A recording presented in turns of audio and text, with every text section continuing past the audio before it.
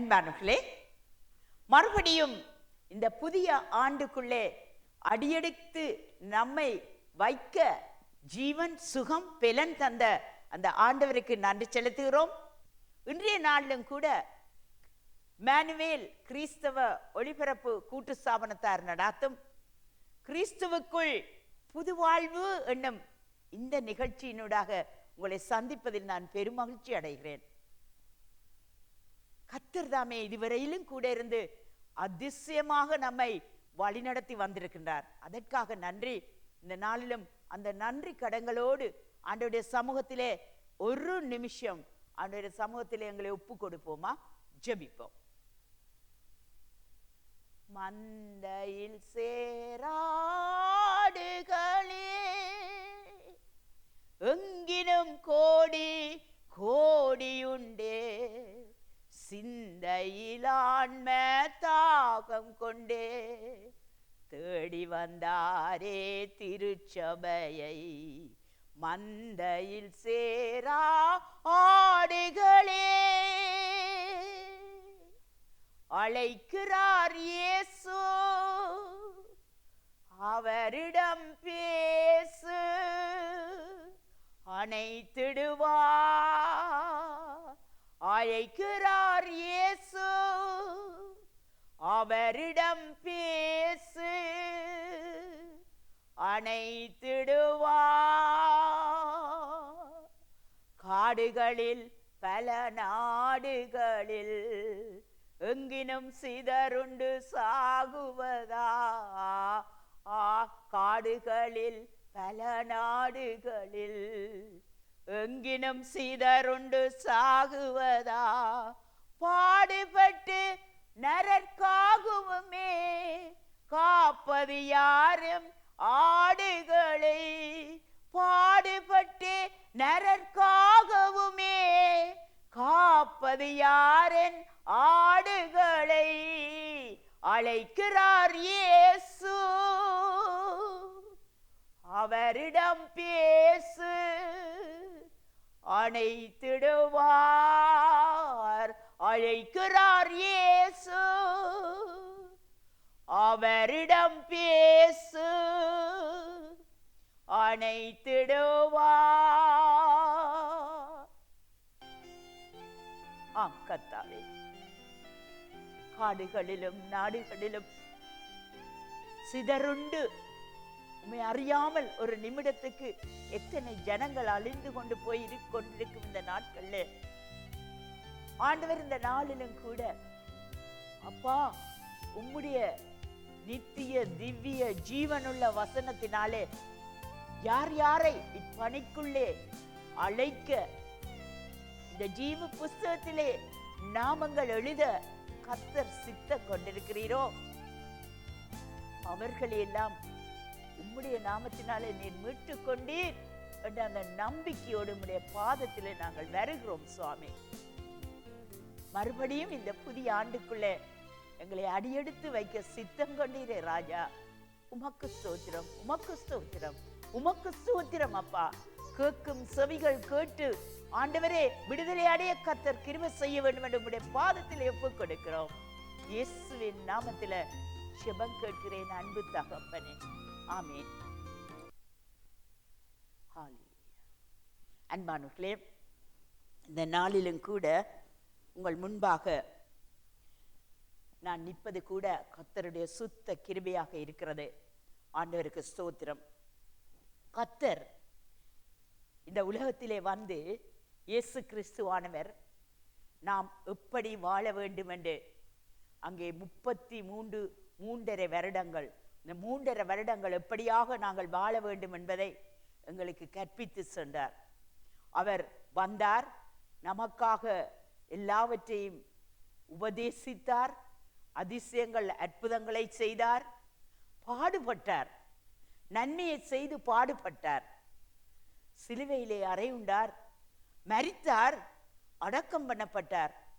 அவர் அடக்கம் பண்ணப்பட்டவராக மாத்திரம் இருந்திருந்தால் எப்பொழுதோ அந்த சகாயம் மூடப்பட்டிருக்கும். ஆனாலும் அவர் உயிர்த்தெழுந்த தேவன். ஹல்லேலூயா. அவர் உயிர்த்தெழுந்தார். அவர் மறுபடியும் உயிர்த்தெழுந்தார். அவரை மரணம் ஆட்கொள்ள முடியவில்லை. கல்லறை அவரை பூட்டி வைக்க முடியவில்லை. உயிர்த்தெழுந்த இயேசு 40 நாள் அளவும் தன் சீஷர்களுக்கும், பொதுவாக அங்கே கொரிந்திய நிருபத்திலே பார்க்கும்போது அவர் 500 பேருக்கு மேற்பட்ட ஜனங்கள் மத்தியிலும் கூட அவர் தன்னை வெளிப்படுத்தினார் என்று இருக்கின்றது. அப்படி தான் உயிர்த்தெழுந்ததை வெளிப்படுத்திய ஆண்டவர் மறுபடியும் அவர் தன் பிதாவினிடத்திலே திரும்பி போகும் முன்பதாக சீஷர்களை குறிப்பிட்டு ஒரு மலைக்கு வரும்படி அழைத்திருந்தார். 11 சீஷர்களும் கலிலேயாவிலே இயேசு தங்களுக்கு குறித்திருந்த மலைக்கு போனார்கள் என்று சொல்லி மத்தேயு 28ஆம் அதிகாரம் 16ஆம் வசனம் இவ்வண்ணமாக சொல்லுகின்றது. 17 இருந்து நான் 20 வரை உங்களுக்கு முன்பாக வாசிக்க போகிறேன். ஏனெனில் இயேசு கிறிஸ்து தாமே அவர் தான் போகும்போது எங்களுக்கு ஒரு கட்டளையை, அங்கே சீஷர்களுக்கு ஒரு கட்டளையை கொடுத்து சென்றார். அதைத்தான் நான் இப்பொழுது உங்களுக்கு முன்பாக வாசிக்க போகிறேன். அங்கே அவர்கள் அவரை கண்டு பணிந்து கொண்டார்கள். உயிர்த்தெழுந்த இயேசு போகிறார். குறிப்பிட்ட மலையிலே சீஷர்களை அழைத்திருக்கிறார்.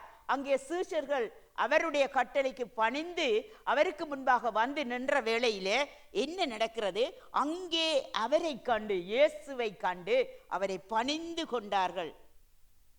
சிலரோ சந்தேகப்பட்டார்கள். பாருங்கள், அங்கே சீஷர்களுக்கு மத்தியிலே அவர் எத்தனையோ முறை இந்த 40 நாட்கள் நின்ற வேளையிலே பார்த்தீர்களானால் எத்தனை முறை சீஷர்களை சந்தித்தார் என்பதை நாங்கள் சுவிசேஷங்களிலே வாசிக்க முடியும். சந்தித்தும் கூட கடைசி அவர் எடுத்துக்கொள்ளப்பட போகும் வேளையிலே இயேசுவை காணும் போது சிலர் சந்தேகப்பட்டார்கள். இன்றைக்கும் கூட கிறிஸ்து உயிர்த்தெழுந்த இயேசுவை ஜனங்கள் சந்தேகப்படுகிறவர்களாக இருக்கிறார்கள். இங்கே பாருங்கள், அப்பொழுது இயேசு சமீபத்தில் வந்து, அல்லேலூயா, இன்றைய நாளிலும் மகனே மகளே, அந்த உயிர்த்தெழுந்த இயேசுவை குறித்த சந்தேகம் உனக்கு இருக்குமானால் இயேசு சமீபத்திலே வர ஆயத்தமாக இருக்கிறார். நீ அவரை நோக்கி கூப்பிடும் போது அவர் உன் சமீபத்திலே வர அவர் ஆயத்தமாக இருக்கிறார். அப்பொழுது இயேசு சமீபத்தில் வந்து அவர்களை நோக்கி, வானத்திலும் பூமியிலும் சகல அதிகாரமும் எனக்கு கொடுக்கப்பட்டிருக்கிறது. அல்லேலூயா, அவருக்கு சகல அதிகாரமும் பிதாவினால் கொடுக்கப்பட்டிருந்தது. எனவே அவர் இப்பொழுது போகிறார். அந்த அதிகாரத்தை என்ன செய்ய போகிறார்? ஆகையால் அப்படி எல்லா அதிகாரங்களும் அவருக்கு கொடுக்கப்பட்டு இருந்தபடினால் அவர் என்ன செய்கிறார்? ஆகையால் நீங்கள் புறப்பட்டு போங்கள். சீஷர்களை பார்த்து அவர் முதலாவது சொன்னார், எனக்கு சகல அதிகாரங்களும் என் பிதாவினால் கொடுக்கப்பட்டிருக்கின்றது. ஆகையால் நீங்கள் புறப்பட்டு போய் சகல ஜாதிகளையும் சீஷராக்கி. முதலாவது என்ன சொல்லுகிறார்? நீங்கள் புறப்பட்டு போங்கள், சகல ஜாதிகளுக்குள்ளேயும் போங்கள். சகல ஜாதிகளுக்குள்ளேயும் நீங்கள் தெரிவு செய்கிறவர்களை எடுத்து நீங்கள் அங்கே ஒவ்வொருவரையும் என்ன செய்ய சொல்லுகிறார்? சீஷராக்க வேண்டும். சீஷராக்கி பிதா, குமாரன், பரிசுத்த ஆவியின் நாமத்தினாலே அவர்களுக்கு ஞான ஸ்நானம் கொடுத்து, முதலாவது சகல ஜாதிகளுக்குள்ளே நாங்கள் போக அழைக்கப்படுகின்றோம். இரண்டாவது சகல ஜாதிகளையும் நாங்கள் தெரிவு செய்து அங்கே சீஷராக்க வேண்டியவர்களாக இருக்கிறோம். பிதா, குமாரன், பரிசுத்த ஆவியின் நாமத்தினாலே அவர்களுக்கு ஞான ஸ்நானம் கொடுக்க அழைக்கப்படுகிறோம். அல்லேலூயா. மாத்திரமில்ல, நான் உங்களுக்கு கட்டளையிட்ட யாவையும் அவர்கள் கைக்கொள்ளும்படி. எதை இந்த 3.5 வருட காலமாக இந்த சீஷர்களுக்கு சொல்லிக் கொடுத்தாரோ, எப்படியெல்லாம் வாழ்ந்து காட்டினாரோ, எதையெல்லாம் என்று இப்பொழுது சொல்லி செல்லுகிறாரோ, அவை எல்லாவற்றையும் என்ன செய்கிறார்? இதோ நான் உங்களுக்கு கட்டளையிட்ட யாவையும் அவர்கள் இவர்கள் அந்த சீஷர் ஆக்கியவர்கள் கைக்கொள்ளும்படி அவர்களுக்கு உபதேசம் பண்ணுங்கள். அல்லேலூயா. அவர்களுக்கு உபதேசம் பண்ணுங்கள். இதோ உலகத்தின் முடிவு பரியந்தம் சகல நாட்களிலும் நான் உங்களோடு கூட இருக்கிறேன் என்றார். ஆமென். சகல நாட்களிலும் நாங்கள் எதையெல்லாம் எங்கெல்லாம் செய்கிறோமோ அங்கெல்லாம் உலகத்தின் சகல நாட்களில் நான் உங்களோடு முடிவு பரியந்தம், இதோ உலகத்தின் முடிவு பரியந்தம் சகல நாட்களிலும் உங்களுடனே கூட இருக்கிறேன் என்றார். அல்லேலூயா. முடிவு பரியந்தம் நம்மோடு இருக்கிறேன் என்று சொல்லி யார் நமக்கு வாக்கு பண்ணுகிறார்கள்? உலகத்திலே எவரும் அப்படி சொல்லுவதும் இல்லை, சொன்னவர்கள் அதை நிலைத்து நிற்கிறதும் இல்லை. ஆனால் என் தேவன் சொன்னார், சொல்லி சென்றவர் மறுபடியும் வந்தார், நமக்குள்ளே இன்று வாசம் பண்ணி இன்றைக்கு நம்மை பலப்படுத்துகிற தேவனாக இருக்கிறார். இதோ உலகத்தின் கடைசி பரியந்தமும் சகல நாட்களும் உங்களோடு கூட இருக்கிறேன் என்று சொன்னவர் ஒரே ஒருவர் தான், அவர்தான் இயேசு கிறிஸ்து. அவர்தான் ஜீவனுள்ள இயேசு கிறிஸ்து. அந்த இயேசு கிறிஸ்து இன்றைக்கும் வாழுகிறவராக இருக்கிறார். ஹல்லேலூயா. அந்த இயேசு இன்றைக்கும் நம்முடனே இம்மானுவேலராக பரிசுத்த ஆவியானவரின் உருவத்திலே வார்த்தையாக நமக்குள்ளே வந்து வாழ்ந்து கொண்டிருக்கிறவராக இருக்கிறார். அல்லேலூயா. இந்த சிந்தனையோடு நாங்கள் யோவான் 4ஆம் அதிகாரம் முதலாம் வசனம் தொடக்கம் சில வசனங்களை நான் உங்களுக்கு முன்பாக வாசிக்க போகிறேன். அந்த வாசகத்தின் ஊடாக இன்றைக்கு கர்த்தர் உங்களோடு பேச வேண்டும் என்று நான் விரும்புகிறேன். கர்த்தர் நிச்சயமாக அதை செய்வார், செய்து முடித்து விட்டார் என்று நான் விசுவாசிக்கிறேன். யோவான் எழுதிய நற்செய்தி நூல் 4ஆம் அதிகாரம் 1ஆம் வசனத்திலிருந்து நான் சில வசனங்களை உங்களுக்கு முன்பாக வாசிக்க போகிறேன். 1ஆம் வசனம் சொல்லுகிறது, யோவானை பார்க்கிலும் இயேசு அநேகம் பேரை சீஷராக்கி ஞானஸ்நானம் கொடுக்கிறார் என்று பரிசேயர் கேள்விப்பட்டதாக கர்த்தர் அறிந்த போது யூதேயாவை விட்டு மறுபடியும் கலிலேயாவுக்கு போனார். இப்பொழுது வாசிக்கப்பட்ட பகுதியிலிருந்து நாங்கள் என்ன அறிகிறோம் என்றால், இயேசு யூதேயாவிலே இருக்கின்றார். இயேசுவுக்கு அங்கே ஒரு செய்தி வருகிறது. என்ன செய்தி வருகிறது? யோவான், யார் யோவான்? இயேசுவுக்கு முன் வழிகாட்டியாக பாதையை ஆயத்தம் செய்ய வந்த அந்த யோவானை பார்க்கிலும் இயேசு என்ன செய்தாராம்? அநேகம் பேரை சீஷராக்கினார். மாத்திரமல்ல, ஞானஸ்நானம் கொடுக்கிறார் என்று பரிசேயர் கேள்விப்பட்ட போது என்ன நடக்கின்றது? இயேசு யூதேயாவை விட்டு மறுபடியும் கலிலேயாவுக்கு போனார். இயேசு தாமே ஞானஸ்நானம் கொடுக்கவில்லை, அவருடைய சீஷர்கள் கொடுத்தார்கள். ஏனெனில் தொடக்கத்திலே நான் வாசித்த அந்த வசனமானது உங்களுக்கு அதை வெளிப்படுத்தி அதை உறுதிப்படுத்தும் என்று நினைக்கிறேன். மத்தேயு எழுதிய நற்செய்தி நூலை வாசித்தேன். 28ஆம் அதிகாரம் 16 முதல் 20 வரை ஆன வசனங்களை உங்கள் முன்பாக வாசித்தேன். அதிலே இயேசு தன்னுடைய கடைசி கட்டளை ஏதாக சொன்னார்? முதல் சகல ஜனங்களுக்கு ஜாதிகளுக்குள்ளே நீங்கள் புறப்பட்டு போய் அவர்களை சீஷராக்கி பிதா குமாரன் பரிசுத்த ஆவியினாலே ஞானஸ்நானம் கொடுங்கள். எனவே ஒரு சீஷனுக்கு கொடுக்கப்பட்ட பணி எதுவாக இருக்கிறது? நாங்கள் சகல ஜாதிகளையும் தேவனுடைய அன்புக்குள்ளே அழைக்கப்பட்டவர்கள். ஹல்லேலூயா. சகல ஜாதிகளையும் சகல ஜனங்களையும் கிறிஸ்து இயேசுவின் அன்புக்குள்ளே, அந்த நற்செய்திக்குள்ளே, நற்செய்தியை அவர்களுக்கு அறிவித்து அவர்களை சீஷராக்க வேண்டிய பொறுப்பு தேவனால் அழைக்கப்பட்டவர்களுக்கு இருக்கின்றது, தேவனால் தெரிவு செய்யப்பட்டவர்களுக்கு இருக்கின்றது. இன்றைய நாட்களிலே பல தேவனை அறியாதவர்கள் கேட்கிறார்கள், நாங்களும் இப்படியான சமயங்களிலே வாழ்ந்து கொண்டு வருகிறோமே, ஏன் நாங்கள் இப்படியாக செய்வதில்லை? நீங்கள் ஏன் வன்முறையாக இப்படியாக ஒவ்வொருவருக்கும் இதை அடித்து அச்சுறுத்தி மற்றவர்களை பைஃபோர்ஸாக இயேசு கிறிஸ்து ஏற்றுக்கொள்ளுங்கள் என்று சொல்லுகிறீர்கள் என்று வீண் குற்றச்சாட்டுகளை சொல்லுகிறார்கள். அன்பானவர்களே, இது கிறிஸ்து இயேசு நமக்கு கொடுத்து சென்ற கட்டளை பணியாக இருக்கிறது. கட்டளை பணி. இதற்கு நாங்கள் அடிபணிய வேண்டியது ஒவ்வொரு கிறிஸ்தவனின் அழைப்பும் கட்டளையுமாக இருக்கிறது. ஹல்லேலூயா. அதைத்தான் இயேசு இங்கே செய்கிறார். தன் மாதிரியாக காட்டினார். அங்கே போகும்போது சொல்லி சென்றார். இங்கே போகும் முன்பதாக ஊழியத்திலே இருக்கும்போது அவர் இதை என்ன செய்கிறார்? இந்த வசனம் வாசிக்க கேட்டீர்கள். அவர் சீஷராக்கி சீஷர்களின் ஊடாக ஞானஸ்நானத்தை கொடுத்தார். ஹல்லேலூயா. அது மாத்திரமல்ல, யூதேயாவை விட்டு மறுபடியும் கலிலேயாவுக்கு போனார். இதிலிருந்து நாங்கள் என்னத்தை கருதுகிறோம்?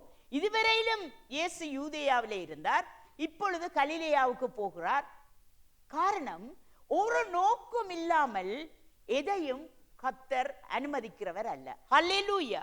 பல வேளைகளிலே நம்முடைய வாழ்க்கையிலே பல காரியங்களை நாங்கள் எங்களுக்குள்ளே சிந்தித்து மனம் நொந்து போகிறவர்களாக இருக்கிறோம்.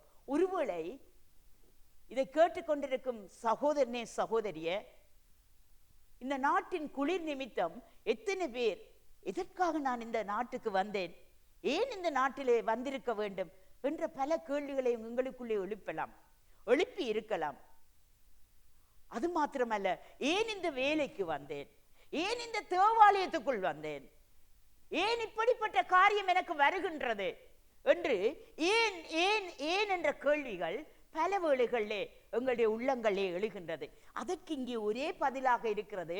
இயேசு அங்கே யூதேயாவிலே பணி செய்து கொண்டிருக்கின்றார். திடீரென்று அவர் கலிலேயாவுக்குள்ளே போகின்றார். ஒரு நோக்கம். தேவன் எதை செய்தாலும் நம்முடைய வாழ்க்கையிலும் கூட ஒரு நோக்கத்தை, ஒரு பணியை, ஒரு எதிர்பார்ப்பை நம்முடைய வாழ்க்கையிலே எதிர்பார்த்து செய்கிறவராக இருக்கிறார். எனவேதான் இங்கே நாங்கள் பார்க்கும்போது அவர் நோக்கம் தவறாதவர். அவர் எதை செய்தாலும், அப்போஸ்தலனாகிய பவுல் ரோமருக்கு எழுதிய நிருபத்திலே 8ஆம் அதிகாரம் 28ஆம் வசனம் சொல்லுது, அன்றியும் அவருடைய தீர்மானத்தின்படி, தேவனுடைய தீர்மானத்தின்படி அவரிடத்தில் அழைத்தவர். அங்கே மறுபடியும் நான் அதை சொல்லுகிறேன், அன்றியும் அவருடைய தீர்மானத்தின்படி அழைக்கப்பட்டவர்களாய் தேவனிடத்திலே அன்பு கூறுகிறவர்களுக்கு சகலமும் நன்மைக்கு ஏதுவாய் நடக்கின்றது என்று அறிந்திருக்கிறோம் என்று ஒரு வார்த்தை நம்மை பலப்படுத்துகின்றது. ஜீவனுள்ள வார்த்தை நம்மை பலப்படுத்துகின்றது. தேவன் எல்லாவற்றையும் ஒரு நோக்கத்தோடு எங்களுக்கு அனுமதிக்கிறார். சில வேளைகளில் நாங்கள் கஷ்டப்பட்டு பாட அனுபவித்துக் கொண்டு இருப்போமானால், இதை கேட்கிற சகோதரனே, சகோதரியே, ஒருவேளை இந்த பாடுகள் உன்னுடைய வாழ்வின் ஒரு நற்காரியங்களுக்கு முன்னடையாள அத்திவாரமாக அமைந்திருக்கும் என்பதை நீ நம்பிக்கை இழந்து விடாது ஏற்றுக்கொள்ள ஆண்டவர் இன்றைய நாளிலும் வேண்டுகின்றார். ஏனெனில் ஒவ்வொன்றும் எது வந்தாலும் அது நன்மைக்கு ஏதுவாய் நடக்கின்றது என்று தேவனுடைய பிள்ளைகள் அறிய வேண்டியவர்களாக இருக்கிறோம். இரண்டாவதாக நாங்கள் இங்கே பார்க்குமானால், அவர் சமாரியா நாட்டின் வழியாய் போக வேண்டி இருந்தபடியால் என்ன செய்கிறார்கள்? யூதர்கள் ஒரு நாளும் சமாரியா வழியாக போக மாட்டார்கள். ஏனெனில் யூதர்கள் சமாரியர்களை எதிர்ப்பவர்கள், யூதர்கள் சமாரியவர்களை தாழ்மையாக நினைப்பவர்கள்,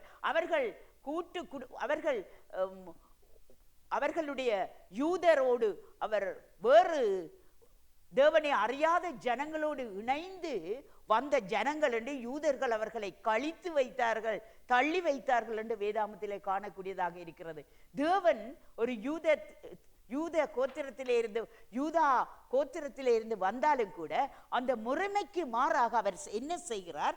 அங்கே சமாரியா நாட்டின் வழியாக போக வேண்டி இருந்தபடினால் அவர் போனார்.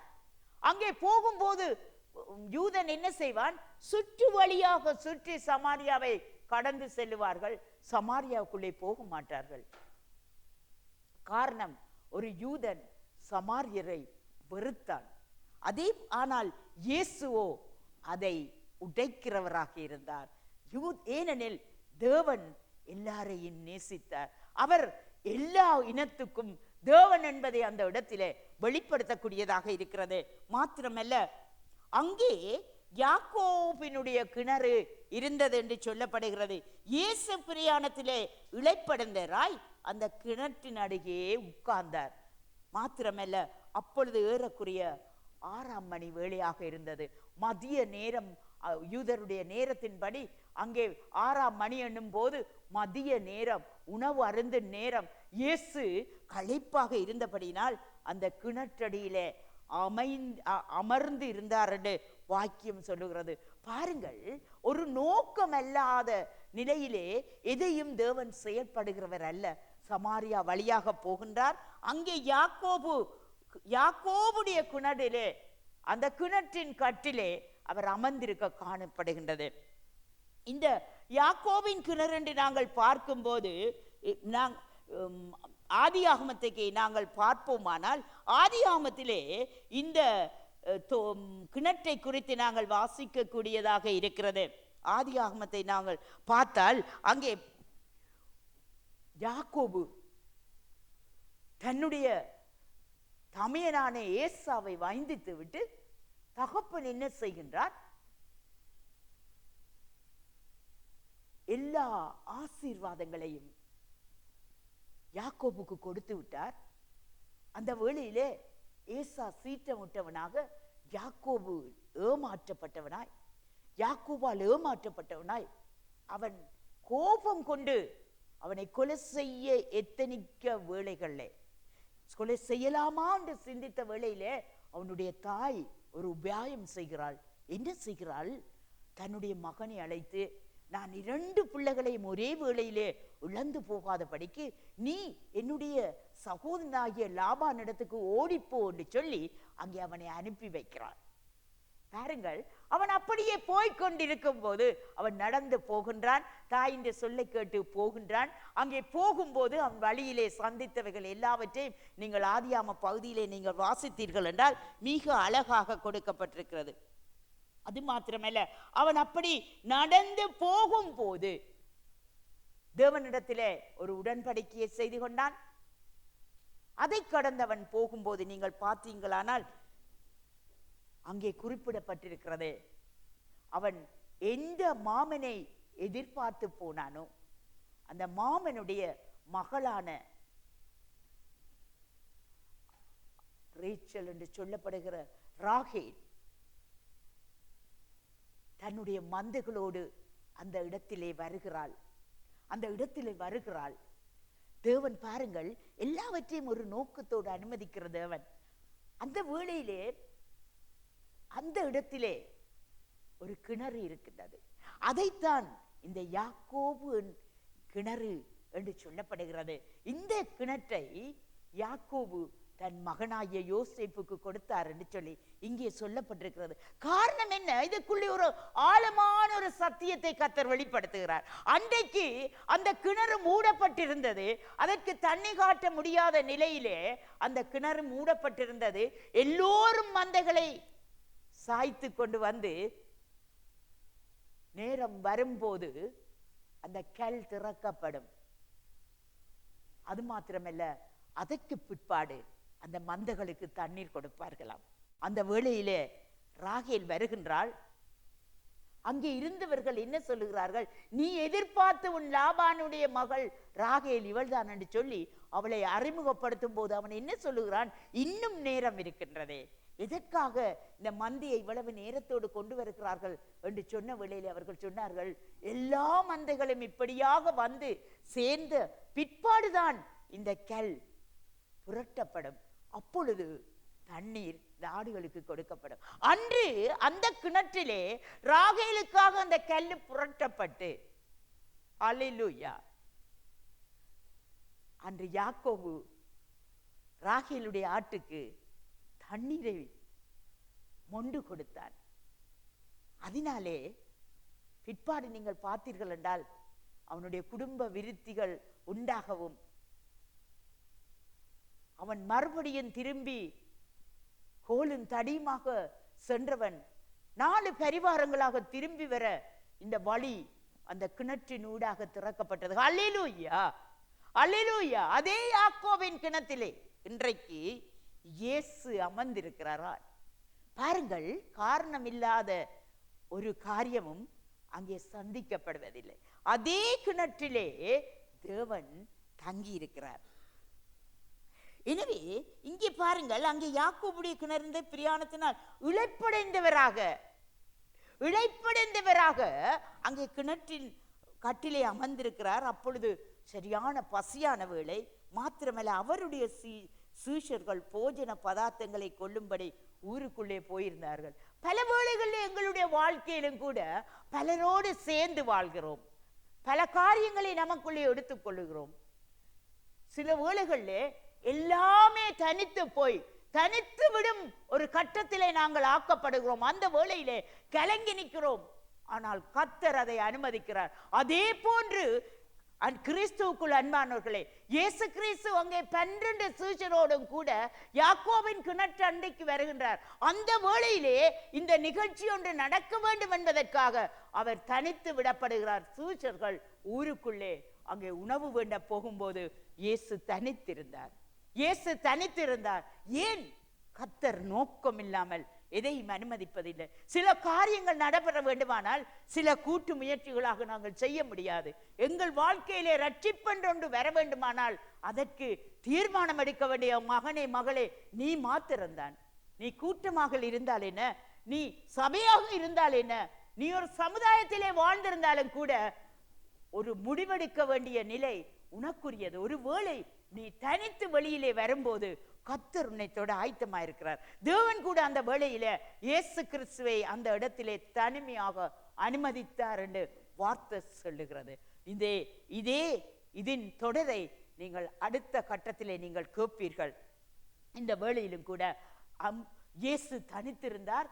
சீஷர்கள் உணவுக்கு சென்றார்கள். என்ன நடந்தது என்பதை அடுத்த செய்தியிலே நீங்கள் கேட்பீர்கள். இந்த வேளையில நாங்கள் தலை குனிந்து ஆண்டவருடைய சமூகத்திலே ஒப்பு கொடுப்போமா? ஹல்லேலூயா. காடுகளில் பல நாடுகளில் எங்கினும் சிதறுண்டு சாகுவதா, காடுகளில் பல நாடுகளில் எங்கினும் சிதறுண்டு சாகுவதா, பாடுபட்டே நரற்காகவுமே காப்பது யாருன் ஆடுகளை, பாடுபட்டே நரற்காகவுமே காப்பது யாரின் ஆடுகளை அழைக்கிறார் இயேசு, அவரிடம் பேசு அணைத்திடுவா. சொல்லப்பட்டிராத இடங்கள் உண்டு, அங்கு கொண்டு செல்ல அங்கு ஆக்கள் உண்டு. சொல்லப்பட்டிராத இடங்கள் உண்டு, அங்கு கொண்டு செல்ல உன்னை ஆட்கள் உண்டு. அழைப்பு பெற்றோர் யாரும் முன் வருவீர், இது ஆண்டவர் கட்டளை கீழ்ப்படிவி. அழைப்பு பெற்றோர் யாரும் முன் வருவீர், இது ஆண்டவர் கட்டளை கீழ்ப்படிவீர். அழைக்கிறார் இயேசு, அவரிடம் பேசு அணைத்திடுவா. ஆம் கர்த்தாவே, உம்முடைய அழைப்பை கேட்டு இன்றைய நாளிலும் கூட உமக்காக யார் யார் அர்ப்பணம் செய்கிறார்களோ அப்பா, சொல்லப்பட்டிராத எத்தனை இடங்களிலே, இயேசுவின் நாமம் அறியப்படாத எத்தனை இடங்களிலே இன்றைக்கு எத்தனை விதமான மரணங்கள் நடந்து கொண்டிருக்கிறது அப்பா. ஒவ்வொரு நிமிஷத்திலும் பாதாளம் போகும் ஜனங்களை யார் காப்பார் என்று கதறிக்கொண்டிருக்கிற உம்முடைய சத்தத்துக்கு ஜனங்கள் செவி கொடுக்க முன்வருவார்களாக. இந்த நாளிலும் கூட அப்பா, இந்த செய்தியானது கர்த்தாவே, நீர் எதற்காக இந்த கட்டளை எங்களுக்கு கொடுத்து சென்றீர் என்பதை ருசித்த பிள்ளைகளாக முன்வருவோர்களை நீர் ஜீவ புஸ்தகத்தில் நாமம் எழுதி கொண்டிருப்பதற்காக சோத்திரம் சோத்திரம் சோத்திரம் அப்பா. இந்த வேளையை நீர் கொடுத்தீர். நன்றி ஏசையா, நன்றி இயேசு சுவாமி, நன்றி அப்பா. இந்த வேளையிலும் தனித்திருப்போர், பலவீனமாக இருப்போர், சுகவீனமாக இருப்போர், கைவிடப்பட்ட நிலையிலே இருப்போர், எனக்காக ஒருவர் ஜெபிக்க மாட்டாரா என்று தனிமையிலே இருப்போர், இப்படிப்பட்டவர்களுக்காக நான் ஜெபிக்கிறேன் தகப்பனே.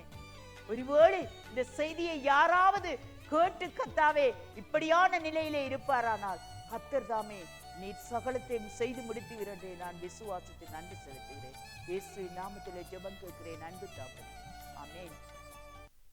அன்பானவர்களே, நிச்சயமாக இந்த செய்தியானது உங்கள் அண்டையில வந்து உங்கள் இருதயத்திலே ஒரு கேள்வியை எழுப்பி தேவனுடைய அன்பை வெளிப்படுத்தி இருக்கும் என்று நான் விசுவாசிக்கிறேன். நீங்கள் எங்களோடு தொடர்பு கொள்கிறீர்கள். இன்னும் உங்கள் தொடர்புகளை வைத்துக் கொள்ளுங்கள். தேவன் தாமே மறுமுறை உங்களை சந்திக்கும் வரை ஆசீர்வதிப்பாராக. ஆமென்.